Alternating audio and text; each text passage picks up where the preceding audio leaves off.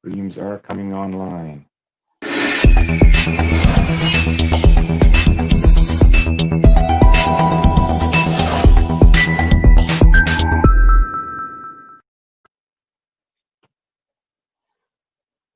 Welcome, gentlemen.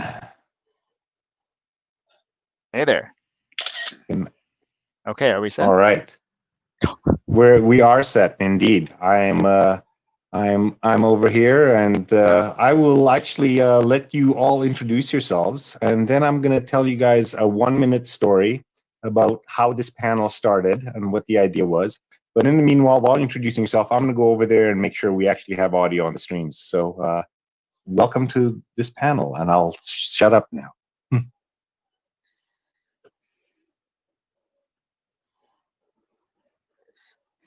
Okay. Go ahead, folks. Come on, Sounil, you're our fearless leader.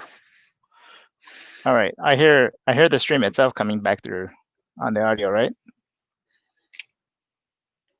Okay. All right. I think I heard, sorry, there was a bunch of audio coming through. Well, welcome everyone to our panel entitled The Next Decade of Infosec and Beyond. Hold on a second. This is extremely annoying because I'm hearing myself on a delay. The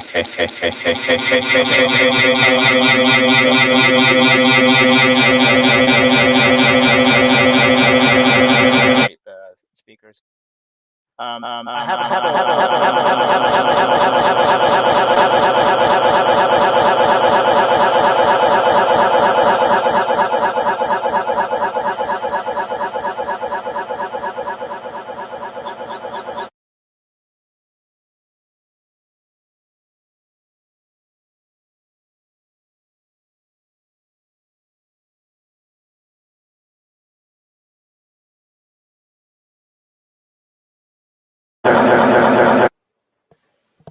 Can we like cut and start over again? There. Oh, there we go. There Hey, you go. okay, that sounds much better. All right, great. Let's start over. So I'm Sounil Yu. Welcome to the next decade of InfoSec and beyond. We have a great panel set up for you. And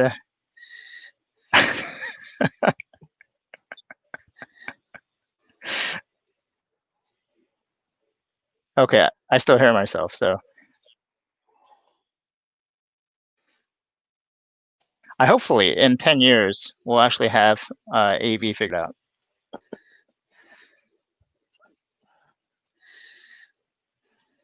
All right, well, we'll press on, hopefully. Hopefully this will work at some point. Are you still getting output? Actually, I think we've got AV figured out now. Here's a cheers for you folks in honor of Japan ornamency. You're all good. I need a drink at this point too. That's right. Now I'm going to tell you guys a story. So first of all, a little bit of a somber dedication, because the idea for this panel was partially born out of a discussion with my dear friend Aaron Ringwald, who does the graphics and control panels for the series Lost in Space. So he's designed all those things. We're having a discussion.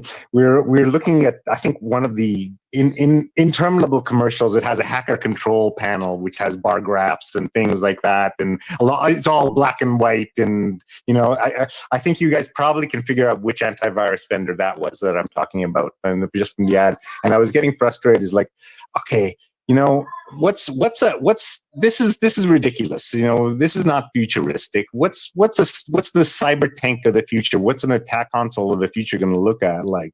And we're talking about getting some graphics artists together to draw that and pull together like a group activity. So I've been looking for group activities, things that can draw people together and get them to interact online, like this panel here. That's the whole idea, is just to get a whole bunch of people and kind of give them some central activity to interact or to talk about.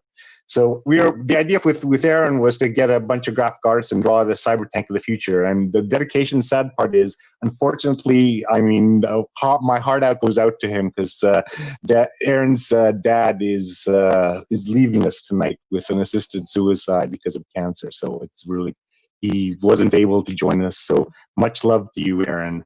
But that discussion, because he wasn't going to be around because he's got a lot of big things going on in his life, led to thinking about, well, what is Infosec going to look like in the future? And that's when I started to twist Gaddy's arm, because, Gaddy being the science fiction guy, I thought, hey, let's get us, what does a science fiction writer think that is going to happen with Infosec? And that kind of eventually slowly morphed into this panel that you see here, which is you guys, who are all really, really bright. And the question really to ask is, where are all our, what do we worry about 10 years from now? How are we going to get there, and what are we going to do? So I know you guys have been talking. So at this point, I'm going to shut up and let you guys talk, and I'm going to turn into a title slide. So see you all in a little bit. I'll be able to pop in and drop in videos if you need anything on internet searches. I'm here to just, Hey, maybe I'll participate. Before you leave, Actually, I'm going to be here the entire I know time. I'm that not some actually people- leaving. some people are hearing a bleed over from another session into this. I'm not hearing it, but some I folks just- have talked about it. Yes. Yeah. So I just realized what it was, and it was entirely my fault. It was because I actually had the two browser windows open. I was streaming. Oh, was the echoing actual the feed. streaming? So I heard myself. I'm like, what the heck? So Oh, anyway, I do that all the time. like I said, So, 10 years from now, I'll apologize too, because I've got a 4-year-old here who's liable to burst into here at any time, and that's just part of pandemic life and online interaction these days. So if it's, I will apologize in advance for screaming toddler interrupts, but I will be here the entire time, and I can do all kinds of fancy things, and I've got all kinds of video setups that we can, here's where I show off a little bit like this. We can do things like Very this. cool. Ooh, fancy. You can even do it fancier than that. We've got the big one here. Ooh. very nice. So anyway, I'm surrounded by about at least 24 cameras and more than a dozen microphones. So they are so easy to get the feedback and rewire in some ways. It's like, but I actually declared, so I will tell you the story because I have to tell somebody, I declared victory. We've been chasing audio gremlins and all this stuff because we've been doing really complicated multiple streams, blah, blah, blah, blah, blah. And there's been these audio glitches that are been just driving me crazy. And I finally found it. It was a loose power plug on a USB audio interface that would crap out once every 3 hours or so. So it was really, really annoying. So with that, I'll shut up and let you guys talk. Great. Well, thanks. I'm glad I figured out my own audio issue. But it's great to see you guys. And let's just dive in. First of all, go ahead and do introductions. I kind of introduced myself earlier, I think twice by mistake, while I was trying to sort out my audio issue. So I'll skip me. Let's go first to Mark. I see you on the upper left panel. So Mark, if you could introduce yourself. Hey, well, for those of you who don't recognize me because I've put on my COVID plumage, I'm Marc Rogers, also known as Sea Junkie, the head of the SecOps team at DEF CON, white hat hacker and researcher, and the VP of cybersecurity Okta, a guy with way too many hats. Oh, yeah, and one of the founders of the CTI League. So I spend most of my time basically doing research or chasing after bad guys. Very cool. There's a lot to chase. All right, Marty, over to you. All right. Good evening, everyone. I'm Marty Roesch. I'm best known as the original author of the Snort Intrusion Detection and Prevention Engine. I was the founder of a company called SourceFire. This was acquired by Cisco back in 2013. I was the chief architect for security at Cisco for 5 years. Currently semi-retired.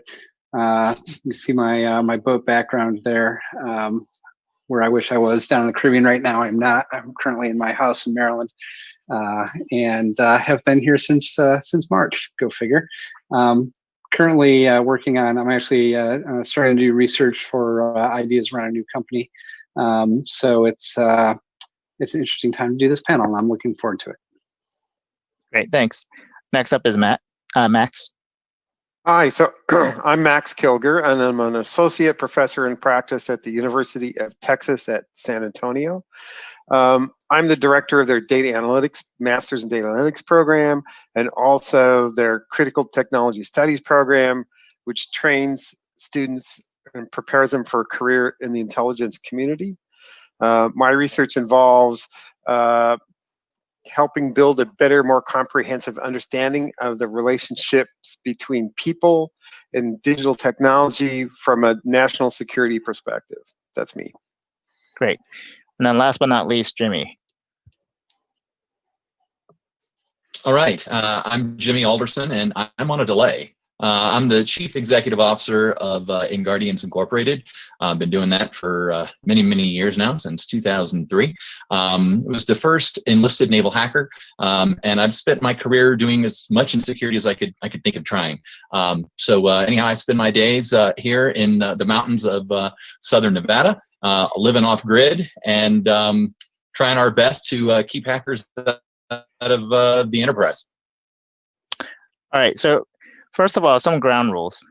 It's hard to not talk about the future. It's hard to talk about the future and not talk about a certain set of topics. And so here's the rule. I think everyone has a drink. And during our answers, if anyone says one of these words, then you have to take a drink. All right. The words are artificial intelligence, quantum computing, blockchain, Ugh. 5G, 6G, 7G, 8G, whatever, right? Okay. So if you say those words, then Is you have to 3G take a drink. okay? Is 3G okay? Yeah, because I mean that's not future. I mean It's yeah, okay. yeah. But There are any 5G, of those words 6G, on my bingo 7G. card. All right. Yeah, we could definitely play bingo here. So any of those words: artificial intelligence, quantum computing, blockchain, 5G, 6G, 7G. I was thinking about machine learning, whether that should fit in there or not. But if you say machine learning, I'm okay with that. But any of those other words, you take a drink. All right. Now it means I'm gonna go get a drink. you may need to refill your drink, but nonetheless, those words require you to take a drink. So if you are going to use those answers, then you hopefully are going to think carefully before you use that as an answer. Okay, so first of all, first question. And this is really for anybody who wants to chime in. And Jimmy, since again you're on a delay, feel free to just put your hand up if you want us to give you a chance to chime in. So William Gibson, one of our favorite authors, he has this awesome quote, right? That the future's already here, it's just unevenly distributed. So the question for you guys, what do you think this future is and where is it distributed today?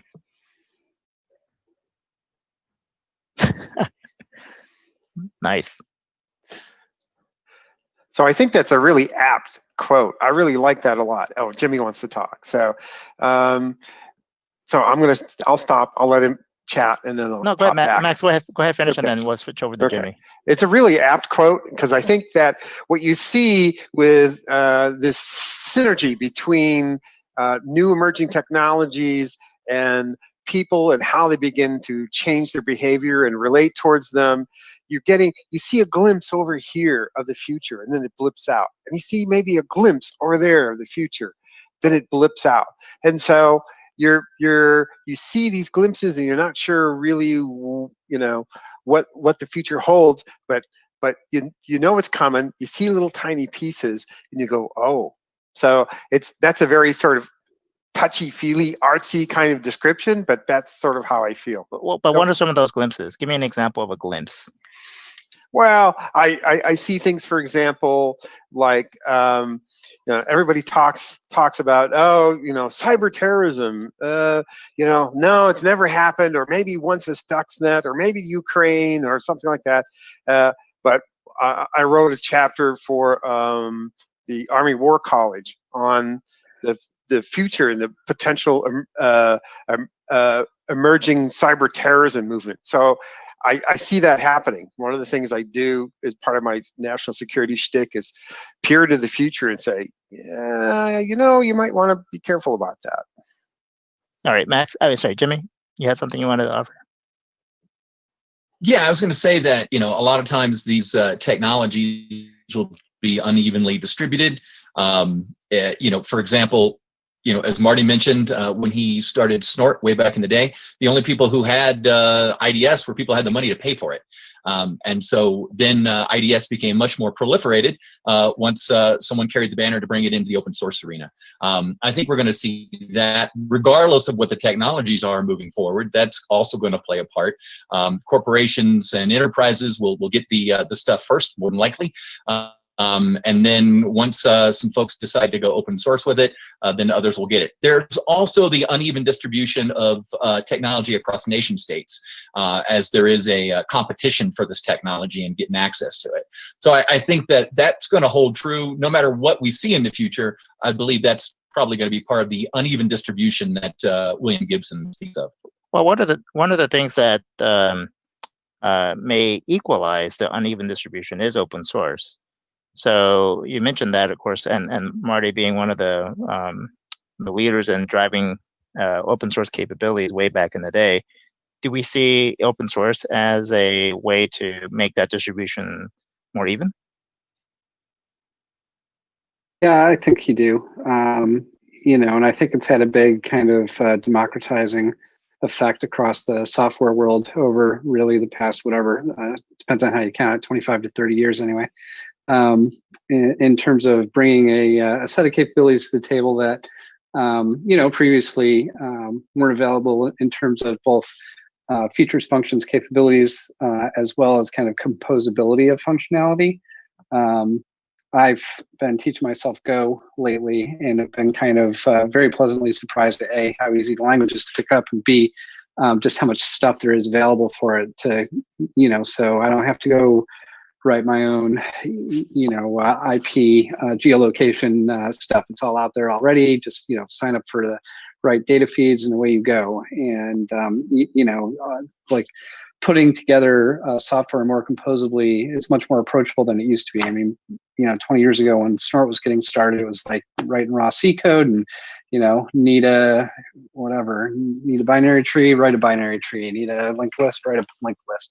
All these kind of abstractions and things like that. Now there's just, this whole idea of software composability and ultimately, which turns into, as decades wear on, software archaeology, where you're digging into the foundational layers that whatever you've built or built on, I think is pretty interesting. But from a, futures already here, just unevenly distributed standpoint, I think that open source is definitely something that, continues to gain momentum. I don't have a good feel, being close to it. Like when you're close to anything, it's really hard to kind of get a feel for how pervasive it is, except for, if you're Mark Zuckerberg, obviously, how pervasive Facebook is. But being close to, kind of these component technologies, it's hard to get a real feel for how powerful and popular they are until, it kind of slaps you in the face. And I think, open source is kind of like that. It's becomes so pervasive compared to where it was when I was getting started, that from my perspective, it's everywhere and it's obvious to use, and I think it's kind of the trend. But there's other things now, like we were just talking about Starlink. This pervasive high bandwidth environment, and what that does from an implications for the available of cloud compute and things like that to solve real problems, or solve problems that previously you wanted to try to do. So, for example, my background here with this boat, if you're on a boat that's offshore and you're going someplace, you're limited to whatever compute power and data acquisition mechanisms you have on the boat. So this particular boat has a satellite antenna on it, and you can download weather files and pump them through your navigation computer and figure out how to avoid storms and stay in better weather. Well, what if we could do that continuously in real time? And I had, pervasive access to the cloud because now I've got Starlink available to me. To be able to crunch the numbers whenever I want to, and I've got a gigabit link back to the cloud. So, I have real compute capabilities no matter where I am, no matter what I'm doing. That presents opportunities for kind of bringing computers even more pervasively into our world, just phones, but like real compute horsepower. We have real connectivity back to the internet, but also from a security standpoint, what are the implications for trying to secure that kind of extremely mobile and remote kind of compute environment. So anyway, but yes, I'm enthusiastic. I continue to be enthusiastic about open source. Well, again, I think you were one of the first to spearhead that within the security community. So I think we owe you a lot for that. Thanks. There's something that you mentioned there that points to a different issue that may emerge over the next decade or so, and that's asymmetry. The asymmetry in our dependence on technology. So today, I think we can say that there's a good amount of asymmetry, and as a result, deterrence becomes a hard problem to try to tackle. It's hard to deter adversaries who have a lesser dependence upon technology and the internet as we do. But things like Starlink and the proliferation of connectivity, what do you think that will look like in 10 years? And will that actually change the equation in terms of how we might be able to actually accomplish any form of deterrence? Well, I think cyber deterrence is pretty hard overall, because the consequence, the consequence matrix so far is still pretty limited. Like, we don't really resort to kind of real world material attacks in most instances for, as a result of cyber attacks. So that asymmetry remains. And I think to some degree, the nature of warfare is changing as it relates to, I don't like to indulge in kind of military buzzwords, but the more kinetic side of the world, like blowing stuff up and things like that, is kind of less interesting to me, because I think this kind of hybrid warfare that we're seeing, where kind of technical security is being married with information warfare, is like, I know there's a question coming, and I want to talk about it, but I think that's a new way of doing war, and I think that is something that we're actually pretty ill-equipped to deal with, and kind of the consequence model that we have for these things just is not developed. So this asymmetry will continue, probably get worse as time marches on. This is me talking. Mark's got his hand up. I was going to say, there's two things I wanted to throw in there. First of all, with respect to your ground rules, Sounil, I want to say blockchain, artificial intelligence. I almost dropped to 5G. 5G. What else was it? Blockchain? I forget. Quantum computing? Quantum computing. Excellent. Right, now. All right, you're set. I think there's a couple of things that are missing. First is, I think the future of InfoSec is going to be driven by the things that drive InfoSec. One half, that's the adversarial side of it. So the way that criminals are able to monetize vulnerabilities, monetize exploitation, that drives InfoSec, because as the bad guys evolve, so does InfoSec. And it's kind of a laggy response. We evolve our defenses in consequence to the things they're talking about, the things they're doing. The other is also in terms of vulnerability. So as new vulnerabilities are discovered, as security advances take us forward, we also advance. So one of the areas that I'm most kind of deeply fascinated about in research these days is attacks that use the laws of physics.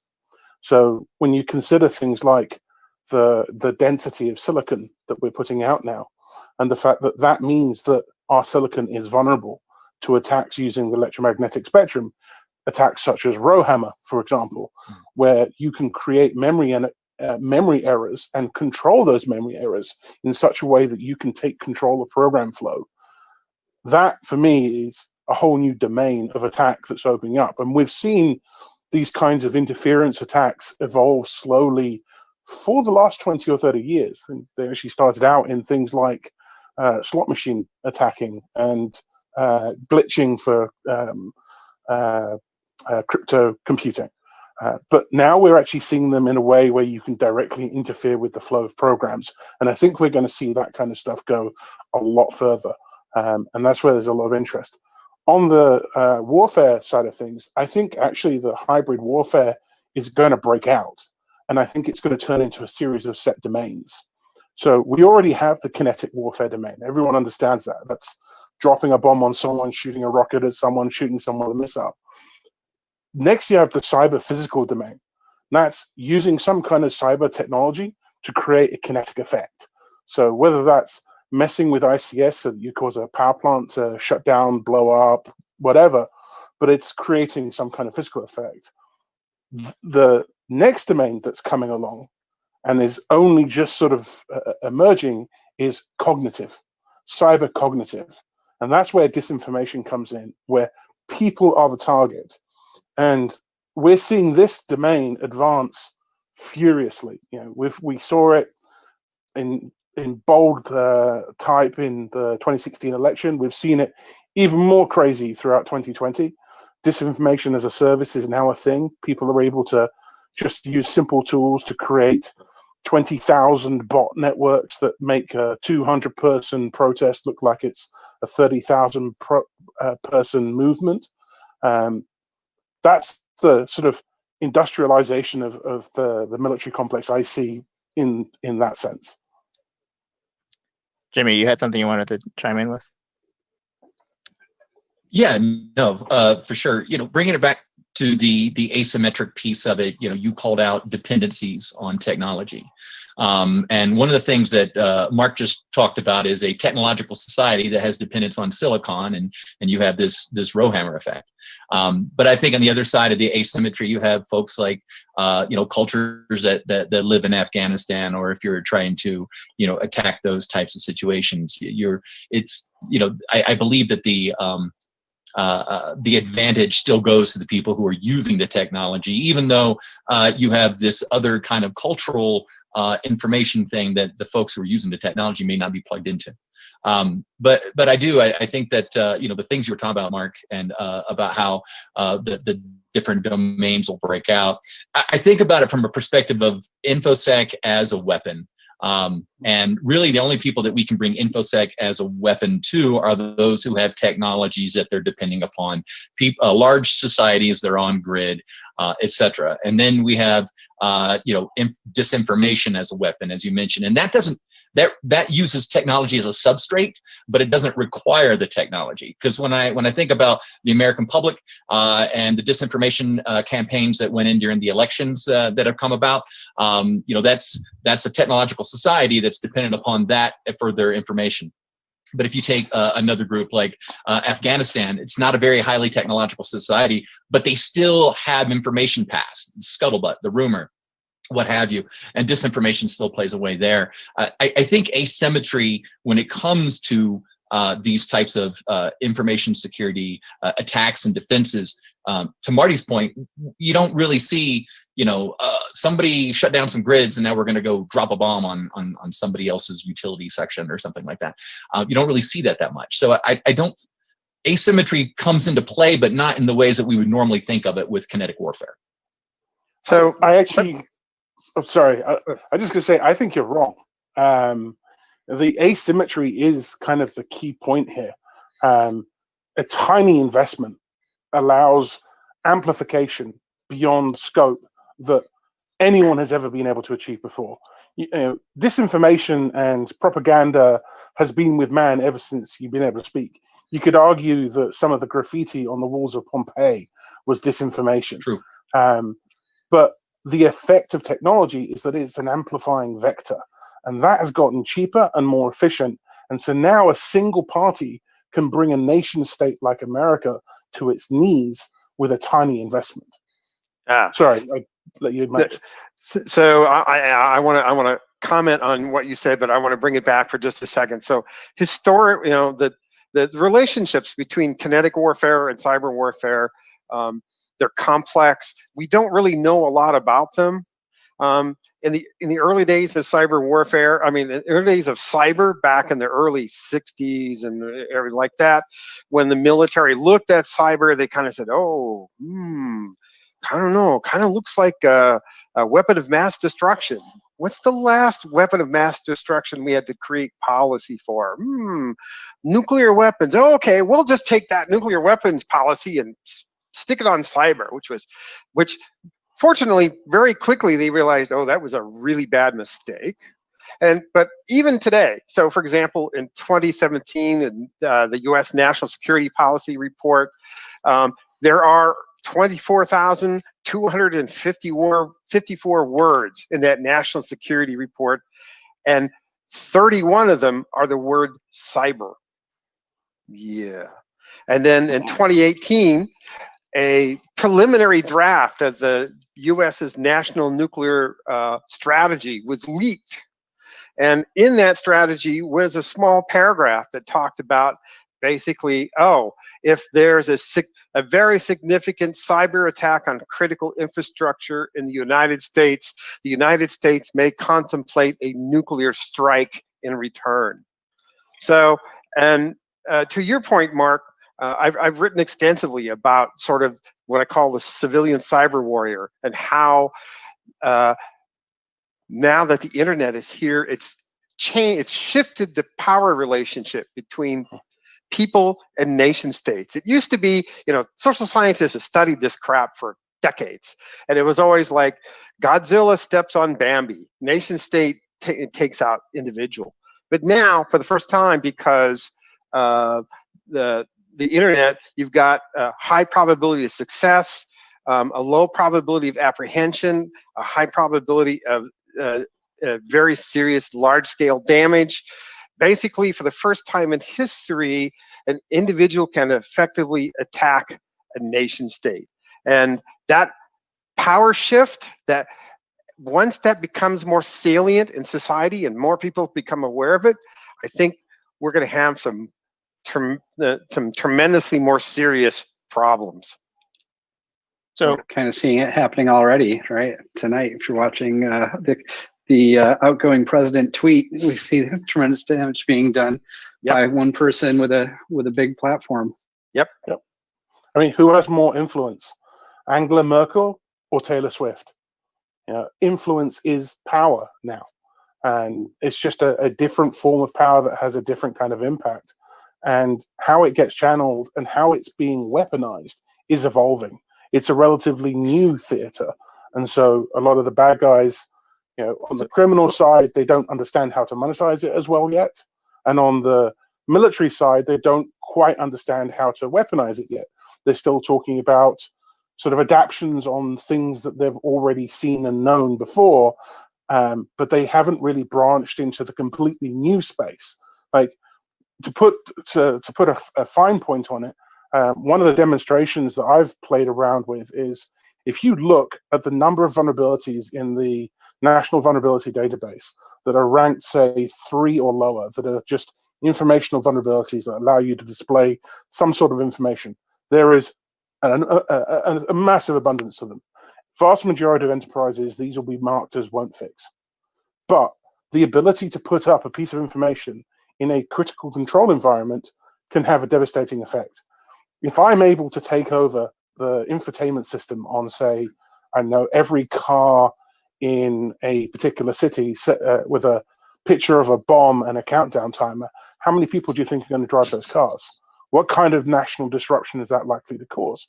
Yeah, that's a trivial attack and a trivial adaptation of what you can do.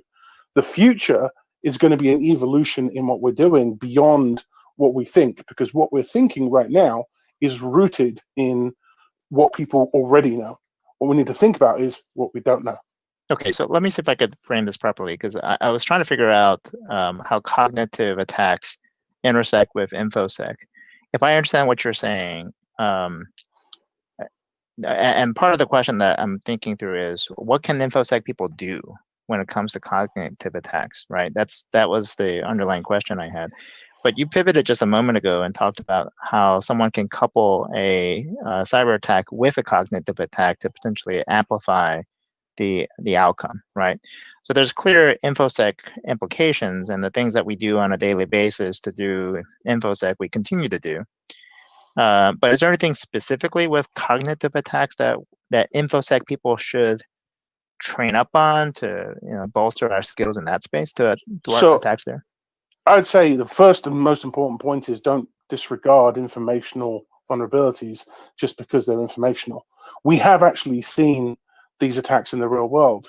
So within the CTI League, we have a disinformation team that works on looking at these kinds of attacks, and one actually took place this year. So the attack against Wayfair, the furniture warehouse kind of marketplace, was a hybrid attack the attackers found that the APIs used by that organization were vulnerable and used the vulnerabilities in the APIs to inject messaging that then sustained rumors that they wanted to propagate, and were incredibly successful. They hit the national headlines. The rumors were quite ridiculous, but they had an impact. That was a primitive attempt by people who are just flexing. It's this kind of thing that we need to look at. And I think part of the problem here is we need to start thinking about how we assess vulnerabilities. The traditional CVSS scoring system is okay, but it's not really intelligent enough to cope for this kind of stuff. Okay, but you're supposing that you're asking us to consider, okay, so you have a base score for CVSS, but then you're talking about secondary, tertiary type of things that someone can do, which are much harder to be able to bound. The question, right? But so if I can finish, what I'm trying to say is you need to assess based on the risks associated that only you know about. So the person who found the vulnerability and assigned it a score did that based on the pure vulnerability and what the vulnerability could do. And typically it's biased towards control, whether or not it allows you to control something or gain access to something. But you as a system owner may know that actually this system is also responsible for putting information up on a dashboard, or is responsible for putting information up on a 50-foot screen in Times Square, or so on and so on. What we need to do with vulnerabilities is we need to make sure that assessments are done in a way that takes into account the potential impacts that only we know about. A much more dynamic assessment of these kinds of vulnerabilities. And so instead of just saying, because actually this is an informational vulnerability, it doesn't allow control of our system, we're going to mark it as a CVSS2, marketers won't fix, don't worry about it. We actually going to have to start assessing, can something be done with that? Does this give anyone additional benefit or additional leverage that can then be used to do something bad? Does it display on a sensitive system? Does it allow us to take an inch that can be used to take another inch, that can be used to take another inch, that can then be used to take a mile? That make sense? Yeah, so Jimmy, go ahead.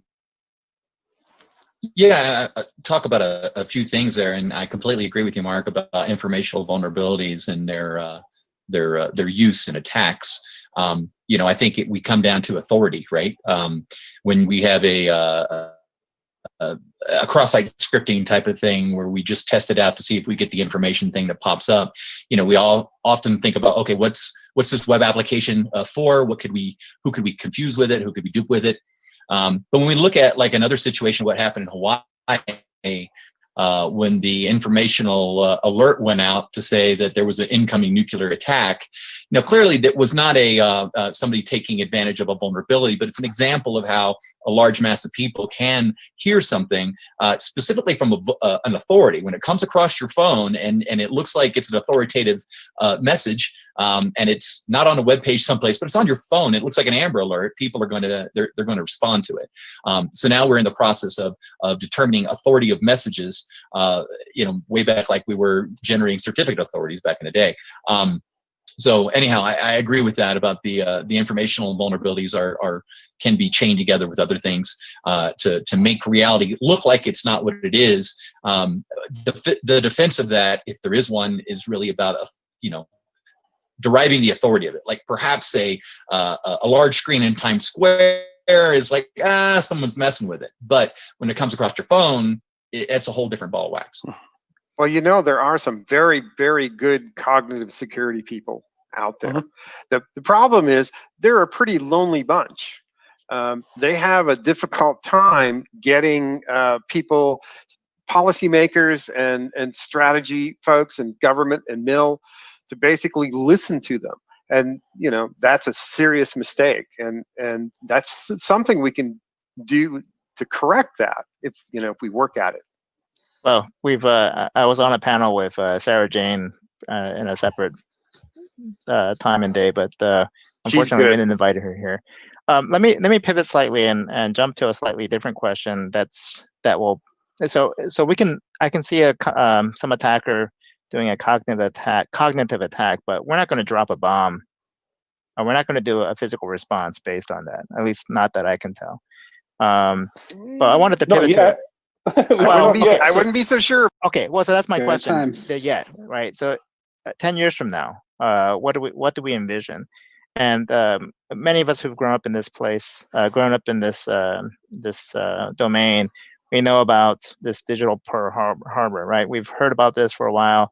My question is, have we ever seen it? Okay, and if so, what was it? Do we think we'll ever see it? Okay, and I have a slightly different question associated with the digital Pearl Harbor. There's two different types of digital outcomes. One is a digital Pearl Harbor, and then the other one's a digital Hiroshima, okay, or Nagasaki.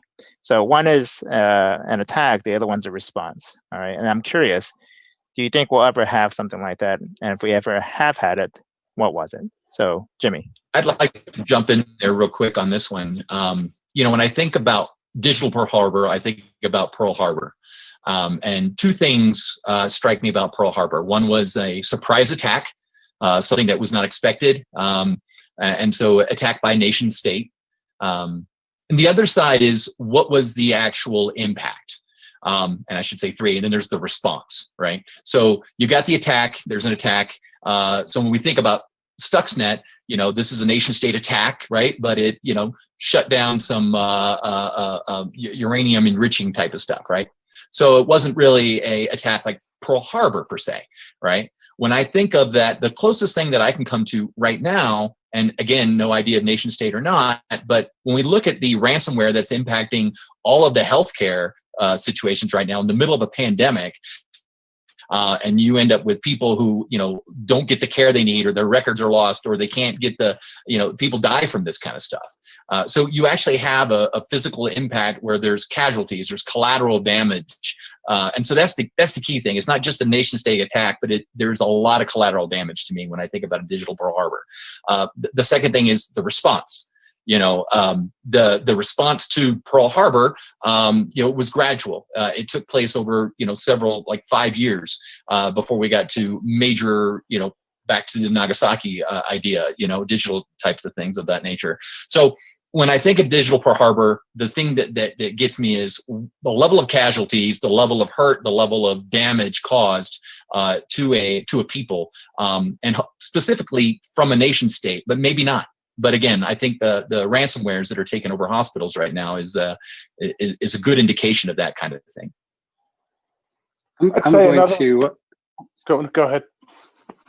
Okay. I'm going to go out, and this maybe is the best formed thought that is going to be presented in this conversation, but I'm going to go a little bit out on a limb and say we have seen digital Pearl Harbor. So one of the things about Pearl Harbor was the whole notion of it's kind of air attack being used for real to go after the fleet at anchor, essentially, and having very cheap airplanes blow up very expensive warships. So this asymmetry of assets at risk and effect, kind of for your dollar. I would say that 2016 was actually some form of new warfare. We transitioned from kind of traditional warfare to aerial warfare, or aerial naval warfare, back in the 1940s. This is something else. What we saw happen in 2016, I wouldn't say it was necessarily the 2016 election. I would say it was kind of the totality of what was going on with not just 2016 election, but also with Brexit. These things are related, and it's not just, in my opinion, of course, it's not just the two individual events, but you saw a lot of overlap of players, and there was informational methods being brought to bear, and I call it cognitive malware. Cognitive malware was very deeply in play across both of these major decisions that resulted in, quite frankly, major own goals for both nations that essentially suffered this, quote unquote attack. And it was this kind of multi-systemic, there was hacking that was being used to extract data, that was being injected into disinformation systems, that was being used to manipulate sentiment and the votes that came forth, and so on and so forth, that resulted in, the outcomes that we have. So, and then the winners of this thing essentially prevented a real serious kind of reckoning for what happened going on, as opposed to in World War II, where you had, well, these warships are on the bottom of the harbor, and we need to do something about this. I think there was this kind of interdiction that happened in our response, and you're only now seeing the first glimmers of a response starting to happen. So I'm putting that out there. I think that was a new type of warfare, and we saw it in full effect, and we didn't even notice that we got attacked, or at least it isn't widely acknowledged that we were attacked. I would agree. I would just say that that kind of warfare was pioneered even earlier than that. One of the first examples for me of a kind of a Pearl Harbor style attack against one nation state by another was 2008, Russia versus Georgia. Yeah. The but it wasn't us getting hit. Yeah, right. But the cyber weapons brought to bear against Georgia to facilitate the kinetic war, I think that was kind of one of the big opening salvos, and everything else has been evolution since. And so that then sort of, I think, neatly brings us back to the topic of the panel, which is, what do we expect in 10 years' time? And I think my answer would be is that we will see the cyber domain, or the various cyber domains as they fall out, being normally part of warfare, routinely used as part of operations, whether it's for information gathering, whether it's for force projection, or whether it's for actual destruction. They will just be routinely used.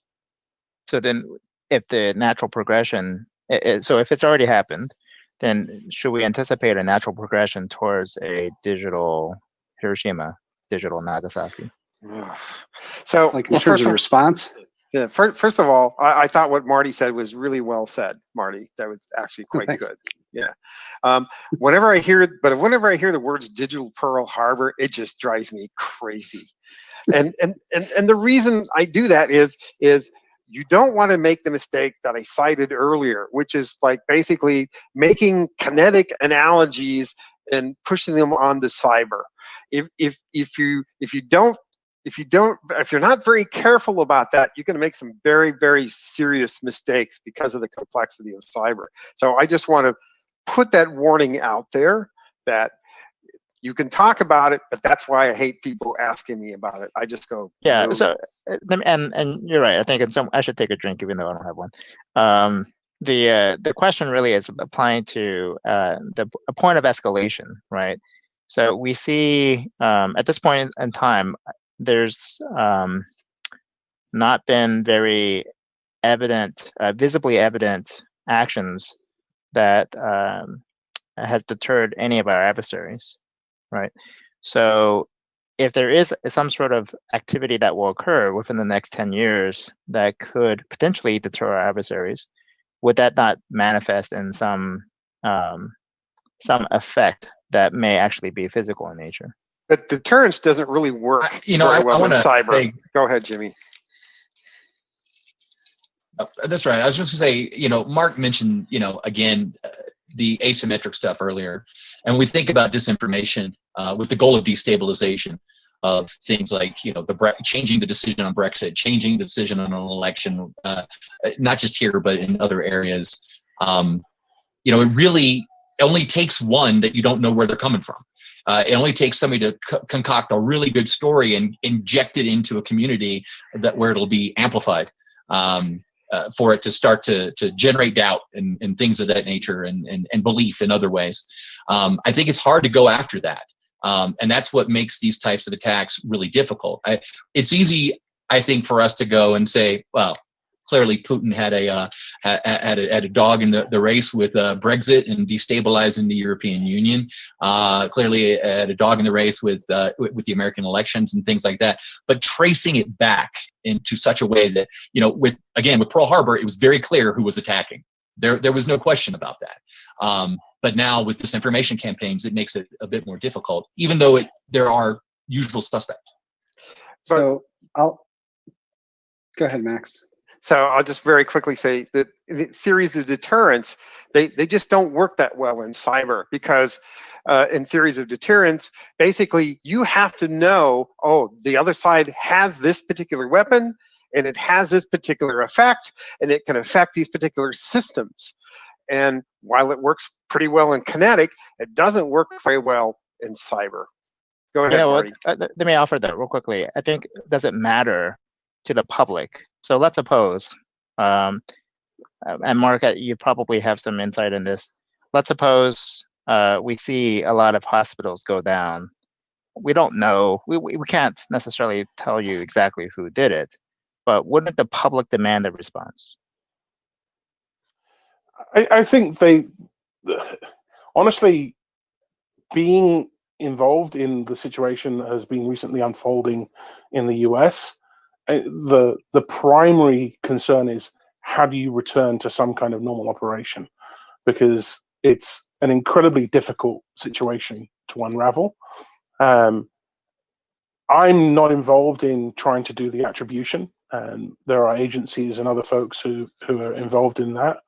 But from the civilian perspective, the question is more, how do we protect this, and how do we return to a sane set of operations? Because during the pandemic, having a hospital go down has huge ramifications, because the normal, this hospital shut down, direct patients to this hospital, doesn't work as well as it would, because some hospitals may already be at breaking point because of other pandemic-related issues, or they may have specific operations assigned to them. So the priority really does, I think, focus on the operational side of it. I've never actually been a big attribution guy.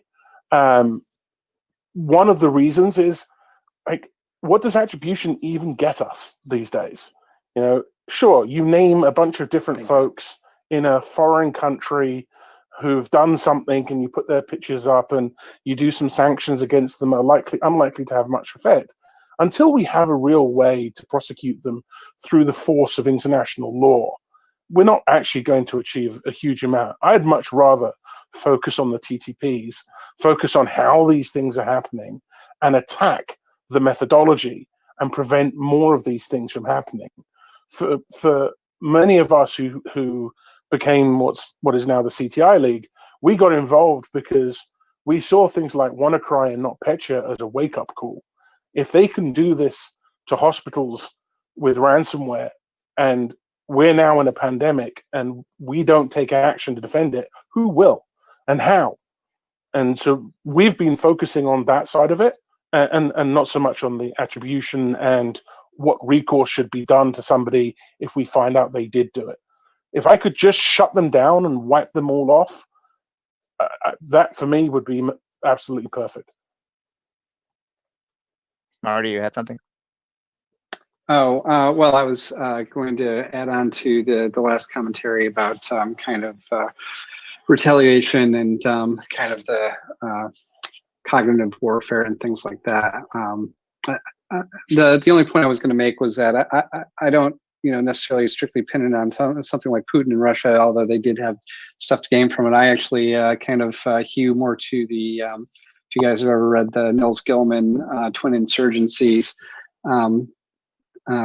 thing that he put forward, it really kind of lays out, so there's kind of this old unholy alliance of plutocrats and criminals who are essentially dividing up the world and, for their own purposes. And they're kind of both helping and in tension with each other to achieving their goals, which is basically power and money.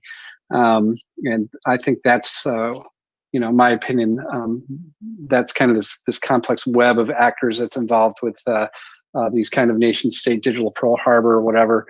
Kind of mass cognitive attacks against entire nation states and populaces. They're not just doing it because they want to undermine democracy or whatever. They're also doing it for money, and they're doing it for power, and they're doing it to destabilize the existing order of things. Anyway, so that's something I just my last 2 cents on that particular topic.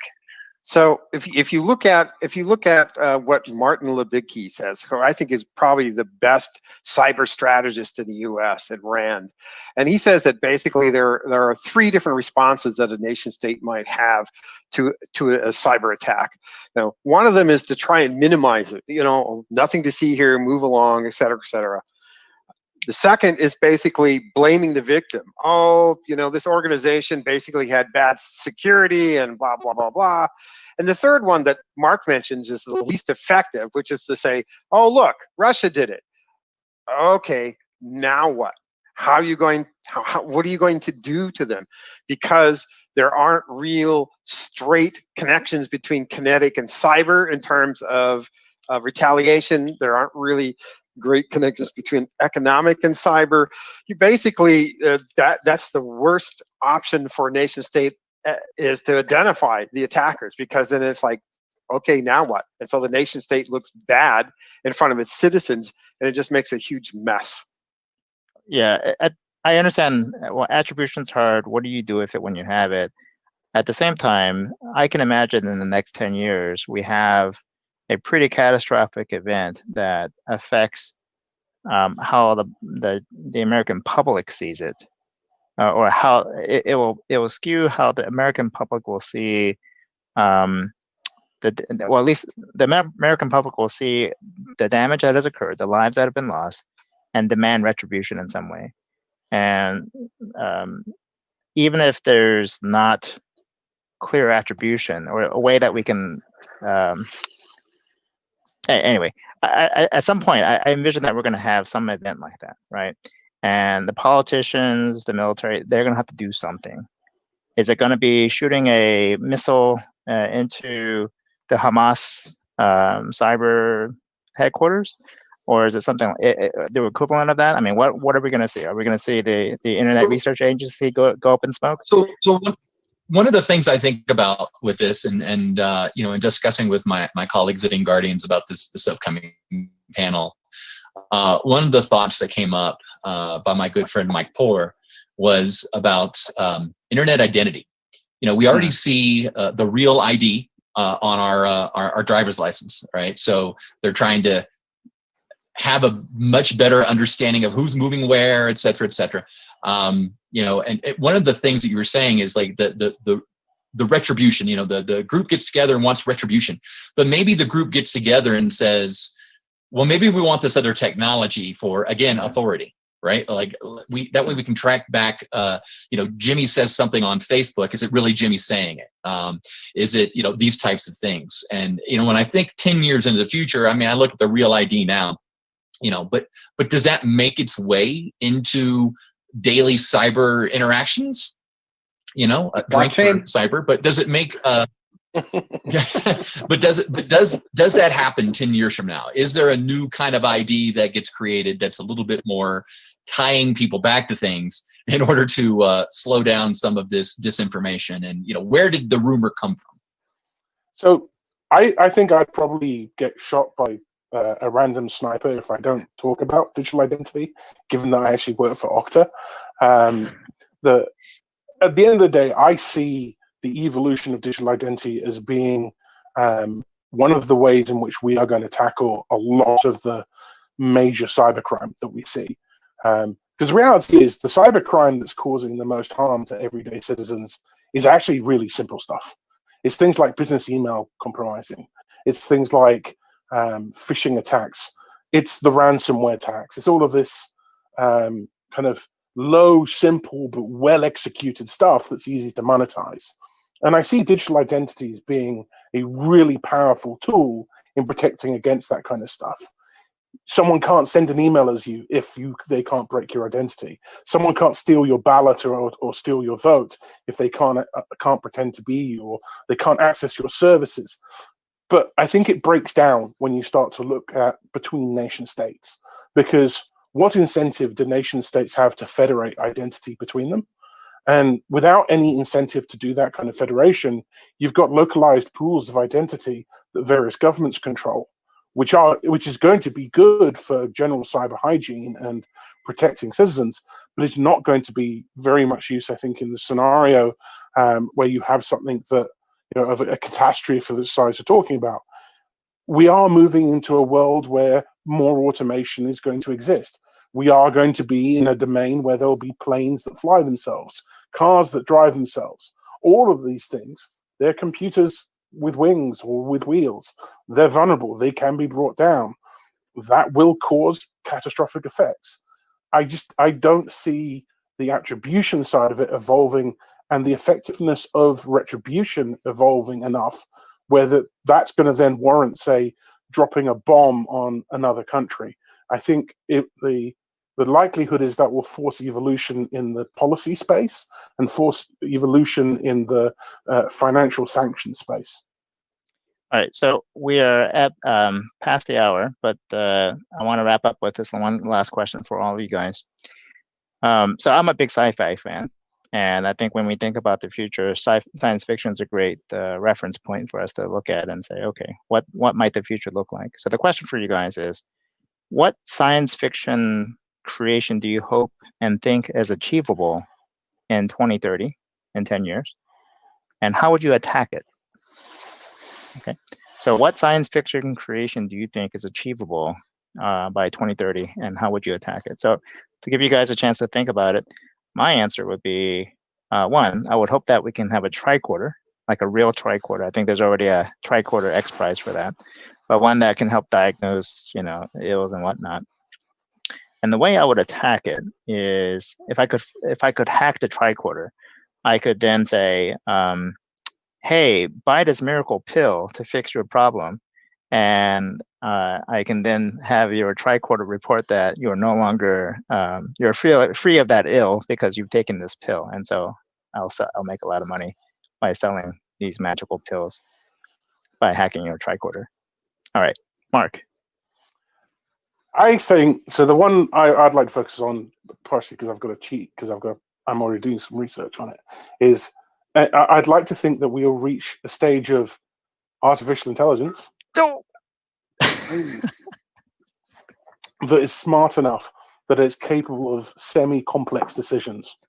And in terms of attacking it, I think it's vulnerable, just like all machine learning based systems. It has to learn, and it has to ingest information in order to create the decision-making processes, no matter what format or structure they ultimately become this complex decision-making system. And we've seen some of these proto-attacks already taking place.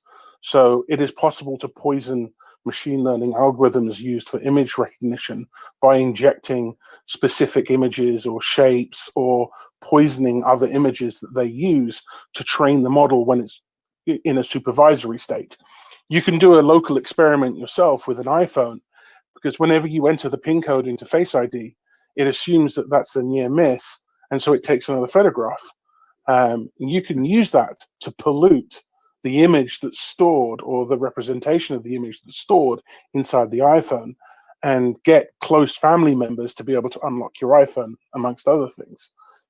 So these kind of attacks are very, very possible. And I think all that happens with much more complex intelligence systems is that those attacks become a little bit more complex. Because ultimately, if you think about it, that's exactly how you would attack a human anyway. How do you brainwash someone? You poison what they think by injecting information until it replaces the information that was already there. And this happened with one of the self-driving cars in the last few years, where they had I think they had a truck in front of it driving with the image of a road on the back of it, and they caused it to go off the road or to make turns and stuff because they were feeding it. It's a cognitive attack on the AI. Yeah. All right, so Jimmy, while you're still there, why don't you go ahead, chime in with your thoughts or your answer on that question? My answer as far as what kind of thing that we could have in the future, to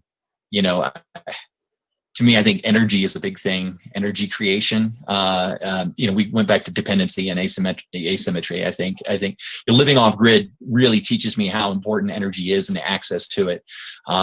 And looking at things like the way that like PG&E says it shut off a bunch of stuff because of wildfires, this, that, and the other. So in the science fiction realm, I think of like some sort of infinite energy thing, right? Or some sort of portable energy thing that's much better and much beyond the batteries that we're thinking about today. So attacking that, I think it's probably to drain it in some sort of way, some sort of constant needs to drain that energy. I'm not really sure what that would be, but when I think about what I'd like to see, in the future, it's I think energy is the key thing. Oil is going away more and more. I mean, it's going to be with us for a long time, but we're already seeing oil workers being let go because of this. New sustainable green, if you will, technologies are taking over, but I think that we're going to be driving towards that as much as possible to have new energy sources. Now, maybe we go more towards a nuclear type of thing. Maybe we find, real true cold fusion or something of that nature. I couldn't tell you what the attacks would be on that, but that's what I'm hoping that we would have. I would think like a USB kill type of attack where you send a huge power surge. So it's not to drain it, but rather you drain it, but you drain it very fast into all your equipment. Yeah. Okay. How about you, Marty? I'm going to say trustworthy media and trustworthy media presentation. So what I mean when I say that is essentially trust is essentially unanchored right now when you're presented with information, whether it be coming out of a screen or audio or whatever. There's no real way to verify that what you're seeing is authentic and can be trusted. So I suspect that I've been looking into this problem myself, but I suspect somebody's actually going to figure it out instead of just doing dilettante nonsense like I did. And I think it's important because there are organizations out there where, like trust in their brand is the value, like their kind of core value that they have. And they're going to need to be able to present data information to consumers in trustworthy ways. And right now, there's no way to get from kind of point A to point B, especially as things like deepfakes get smarter and faster. As more horsepower comes online, as we get more into having high availability 5G artificial intelligence kind of stuff available to us, what that does is it just presents multiple opportunities for interdiction between what you think you're getting and what you're actually getting. And I think there needs to be a chain of trust that needs to be established from production to consumption, and none of that stuff exists right now. So I think somebody's going to work on it in the next 10 years, maybe me, and probably not me because because I don't know what I'm doing. And the attack against that, obviously, this is going to be another arms race. I worked in intrusion detection, and it feels a lot like that problem where you're just constantly cat and mousing it. Coming up with new techniques, new technologies. Right now, like for example, deepfake detection or combating deepfakes is all about deepfake detection, being able to say, well, this is obviously a deepfake because the pixels are all wrong, or we can detect kind of these stochastic methods for detecting kind of statistical anomalies and playbacks and things like that. As deepfakes get better, they'll get smarter. That stuff will get harder and harder to notice. Right, the thresholds will be exceeded where detectability becomes, less, below the detectability threshold. So that sort of cat and mouse game is going to continue as, compute horsepower and bandwidth gets more and more available to people. Yeah. And I would argue that we're already seeing that, at least within the context of Hollywood. If you look at like Mandalorian and how they're doing all the filming there, it's to be able to make that difficult, if not impossible, to discern. I think we're already there. Mm-hmm. Okay. Last but not least, to that note, you actually during the riots and things of that nature that came out, I was watching a few streams, and a particular video came out to say, hey, this is what's going on in San Francisco right now. There's helicopters in there and everything. It was really footage taken while from Hollywood that they were like filming a particular scene, but there was footage on the other side of it. So it wasn't the actual what you would see on the screen. Somebody else saw it and took a video of it, and they passed it off as real. So anyhow, back to you. All right, Max. I was going to say I have a question from the audience here from the Discord. Somebody wanted to ask you guys, while avoiding the drinking words, if you wish, what is the next class of Infosec technology to be deployed? Whatever I'm building. While I have a few seconds here, and while I'm interjecting, Marty, if you're learning Go, go look at what Andrea Barasani's doing with his new USB Armory, because he's got a Go bootloader, so you run Go on top of the raw hardware, which is actually really freaking slick. But that cool. is near-term stuff. Yeah, it's actually really cool. So there's no attack surface there because you're just running everything in Go. It's very safe. It's a really neat idea, and I think more people need to know about it. I'm gonna post this video.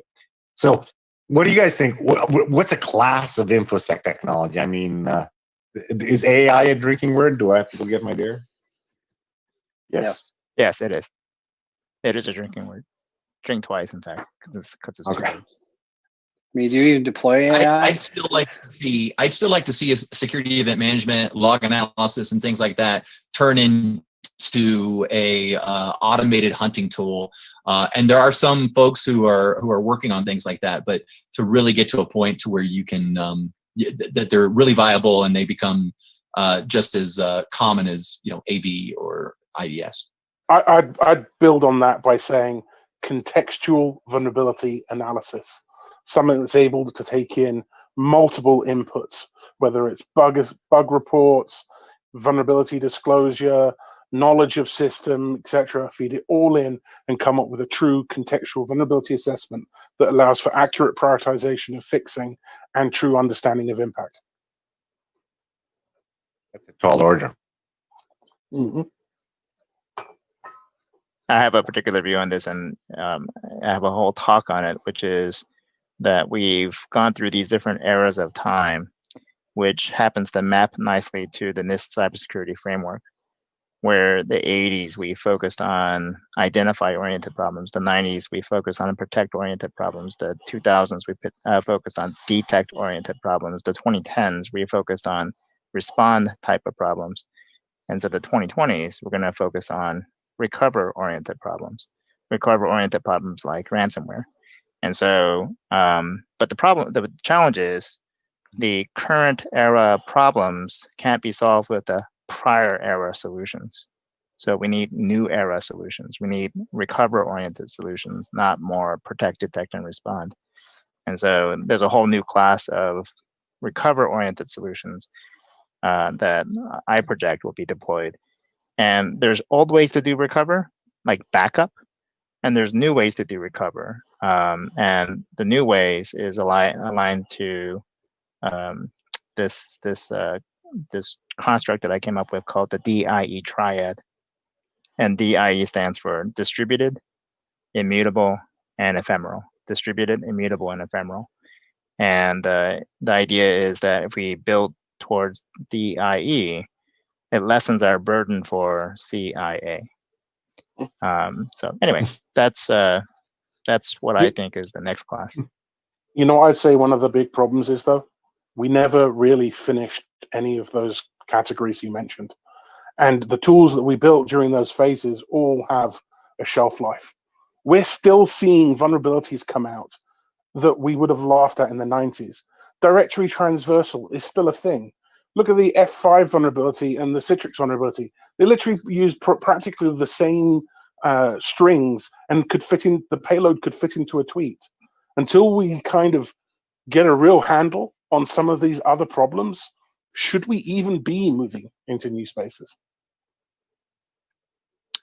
Well, so I won't bore you with the details, but the perspective is also that we have in the current day or in the future we'll need to make a clearer distinction between pets and cattle. Pets are things we care about, and you better build them well and secure the heck out of them. Actually, well, you have pets because you probably didn't build it well, and thus you have to secure the heck out of them. Then you have cattle, which are designed to be DIE. And so, you know what? Even if it has a directory traversal vulnerability, I don't really care, right? I'll shoot it, I'll reconstruct it without the vulnerability, and move on. So, and that's a different form of recover. I'd still love to hear what Max thinks for the future. Sorry, I didn't mean to cut you off, Max. My apologies. No worries, Dragos. So I just realized that I used that article that Sounil just talked about in my national security class that I teach. I said, oh, that sounds familiar. We just had this discussion. So yeah, that was actually a really good article, sir. So for me, I wrote sort of a book chapter looking at applying social movement theory to the evolution of the digital domain. And Epic 1 turned out to be sort of the hacking community or the hacking movement, and that sort of went up like this for a couple decades like this, and now it's kind of gone down like that.